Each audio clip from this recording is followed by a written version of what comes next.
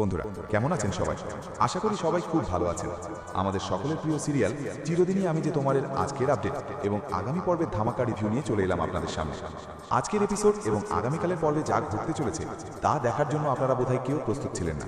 হ্যাঁ বন্ধুরা, সিরিয়ালের মোড় এখন সম্পূর্ণ ঘুরে গেছে ভুতুরে রহস্য আর অলৌকিক ঘটনার দিকে। রোম্যান্স আর ড্রামার পাশাপাশি এখন গল্পে ঢুকে পড়েছে হাড়হিম করা এক অতৃপ্ত আত্মার কাহিনী। আজকের ভিডিওতে আমরা পুঙ্খানুপুঙ্খ আলোচনা করব সেই লোমহর্ষক দৃশ্যগুলো নিয়ে, যেখানে রাজনন্দিনী অপর্ণার শরীরে ভর করে এমন কিছু কাণ্ড ঘটিয়েছে যা দেখে আর্য থেকে শুরু করে বাড়ির সবাই হতবাক। তাহলে চলুন কথা না বাড়িয়ে সরাসরি ঢুকে পড়ি আজকের মূল আলোচনায়। বন্ধুরা, এপিসোডের শুরুতেই আমরা দেখতে পাই এক অসম্ভব দৃশ্য।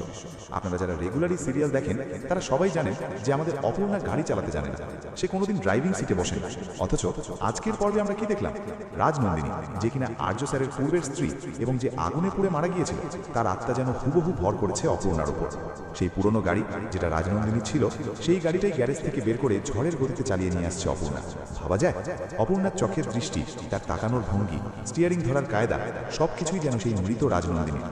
রাস্তায় গাড়ি চালাতে চালাতে একটা ভয়ানক অ্যাক্সিডেন্ট করে অপর্ণা, আর অদ্ভুতভাবে গাড়িটা গিয়ে থামে ঠিক তাদের নিজেদের বাড়ির সামনে।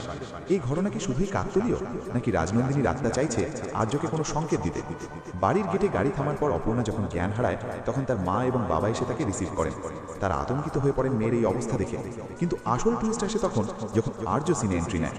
আর্য খেয়াল করে যে এই গাড়িটা তো সাধারণ কোনো গাড়ি নয়, এটা সেই গাড়ি যেটা রাজনন্দিনী ব্যবহার করত। কিন্তু অপর্ণা এই গাড়ি পেল কোথায়? আর সে তো ড্রাইভ করতে জানে না, তাহলে এত দূর ড্রাইভ করে এলো কি করে? আর্যর মনের মধ্যে হাজারো প্রশ্ন ঘুরপাক খেতে থাকে। সে বিশ্বাসই করতে পারছে না যে তার চোখের সামনে এসব কি ঘটছে। শুধু আর্য নয়, বাড়ির আরেক সদস্য মানসীও এই ঘটনায় পুরোপুরি থমা হয়ে গেছে। মানসী কোনোভাবেই মেলাতে পারছে না সমীকরণটা। অপর্ণার মতো শান্তশিষ্ট মেয়ে, যে গাড়ি চালানো তো দূর, গাড়ির হর্ন শুনলে ভয় পায়, সে কিভাবে এমন ড্রাইভ করলো? রহস্যের জট খুলতে আর্য গাড়িটা ভালো করে চেক করার সিদ্ধান্ত নেয়। সে ড্রাইভিং সিটের আশেপাশে খুঁজতে শুরু করে এবং তখনই তার হাতে আসে এক বড় প্রমাণ, রাজনন্দিনী সিং এর ড্রাইভিং লাইসেন্স। বন্ধুরা, এই মুহূর্তটা ছিল এপিসোডের অন্যতম সেরা মুহূর্ত। আর্যর হাতে সেই লাইসেন্স আর তার চোখে মুখে এক রাশ বিস্ময়। সে বুঝতে পারছে না মৃত স্ত্রীর লাইসেন্স এই গাড়িতে, আর সেই গাড়ি চালাচ্ছে তার বর্তমান স্ত্রী অপর্ণা। অন্যদিকে মানসী কিন্তু এত সহজে ব্যাপারটা ছেড়ে দেওয়ার পাত্রী নয়। সে যদিও জানে না যে এই রাজনন্দিনী সিং আসলে কে, কিন্তু তার সন্দেহ হয় যে ডাল মেগজ কালা হয়। সে সোজাসুজি চলে যায় আর্যর মায়ের কাছে। সে জানতে চায় কে এই রাজনন্দিনী, কেন তার লাইসেন্স গাড়িতে, আর অপর্ণার সাথেই বা এর কি সম্পর্ক। কিন্তু আর্যর মা, অর্থাৎ আমাদের ম্যাট্রি সিং, তিনি যেন সব জেনেও না জানার ভান করছেন। তিনি মানুষের কোনো প্রশ্নের উত্তর তো দেনই না, বরং উল্টে খেপে যান। ম্যাট্রি সিং এর রিয়াকশনটা লক্ষ্য করেছেন? তিনি মানুষের ওপর প্রচন্ড ক্ষিপ্ত হয়ে বলেন, তুমি এখান থেকে চলে যাও, আমি আর আর্য এখানে থাকবো। মানে তিনি চান না বাইরের কেউ এই পারিবারিক রহস্যের মধ্যে নাক গলায়। তার এই আচরণে স্পষ্ট বোঝা যায় যে রাজনন্দিনীর মৃত্যুর পেছনে বা তার ফিরে আসার পেছনে এমন কোনো গোপন সত্য লুকিয়ে আছে যা তিনি এখনই সবার সামনে আনতে চান না। ওদিকে অপর্ণার অবস্থা ক্রমশ খারাপ হতে থাকে। তার শরীরের ওপর দিয়ে যে ধকলটা গেছে, বা বলা ভালো তার আত্মার ওপর দিয়ে যে ঝড়টা গেছে, তা সে সামলাতে পারছে না। রাজনন্দিনীর আত্মা যখন তার শরীর ছেড়ে বেরিয়ে যায়, তখন অপর্ণা আর দাঁড়িয়ে থাকতে পারেন, সে বিছানায় লুটিয়ে পড়ে।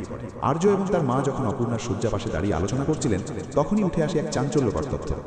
আর্য আর তার মা যখন ভাবছেন যে অপর্ণার এই হঠাৎ পরিবর্তনের কারণ কি হতে পারে, তখনই অপর্ণার বাবা মা এক নতুন বোম ফাটান। তারা জানান এটা নতুন কিছু নয়, প্রতি বছর দশমীর সময় অপর্ণার নাকি এমন অদ্ভুত আচরণ দেখা যায়। ঠিক যে সময়টায় বা যে তিথিতে রাজনন্দিনী আগুনে পুড়ে মারা গিয়েছিল, প্রতি বছর সেই একই সময়ে অপর্ণার ওপর কোনো এক অদৃশ্য শক্তি ভর করে। বন্ধুরা, এখানে একটা বিষয় ক্লিয়ার, রাজনন্দিনীর মৃত্যুর দিন আর অপর্ণার এই অসুস্থ হয়ে পড়ার দিন দুটোই এক, দশমী। এই তথ্যটা শোনার পর আর্য আর তার মা দুজনেই আকাশ থেকে পড়েন। আর্যর মা অবাক হয়ে যান, কারণ তিনিও জানতেন না যে রাজনন্দিনীর মৃত্যুর সময়ের সাথে অপর্ণার এমন একটা কানেকশন আছে। তাহলে কি অপর্ণাই রাজনন্দিনীর পুনর্জন্ম, নাকি রাজনন্দিনীর অতৃপ্ত আত্মা অপর্ণাকে মাধ্যম বানিয়ে নিজের মৃত্যুর প্রতিশোধ নিতে চাইছে? স্ক্রিপ্টের এই পর্যায়ে এসে আমাদের মনে একটাই প্রশ্ন, আর্য এখন কি করবে?